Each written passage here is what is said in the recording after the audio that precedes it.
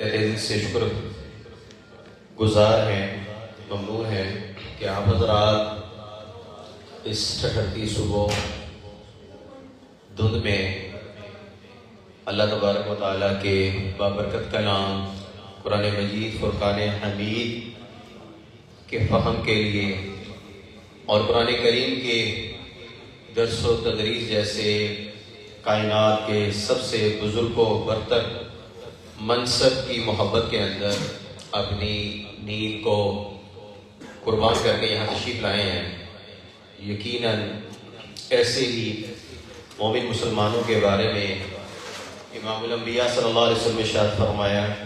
کہ خود اللہ جل شانہ ارشاد فرماتے ہیں کہ ان لوگوں کو قیامت کے دن پورے کے پورے نور کی خوشخبری دے دیجیے جو اندھیروں کے اندر بکثرت مساجد کو آتے ہیں۔ اور ایک حدیث مبارکہ کے اندر آتا ہے، اس کا مفہوم ہے کہ ایسی حالت کے اندر جب انسان کا دل نہ چاہ رہا ہو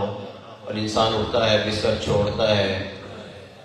اور سردی کے باوجود وضو کرتا ہے، اللہ کی بارگاہ کے اندر کھڑا ہوتا ہے، اللہ کے گھر میں آتا ہے، تو ناگواریوں کے اندر جو اپنی خواہشات کو قربان کرتے ہیں، یہی لوگ ہیں جو اللہ رب العزت کے ہاں انتہائی مقبول ہیں۔ تو یقیناً آپ تمام حضرات جو یہ تشریف فرما ہیں، تشریف لا رہے ہیں،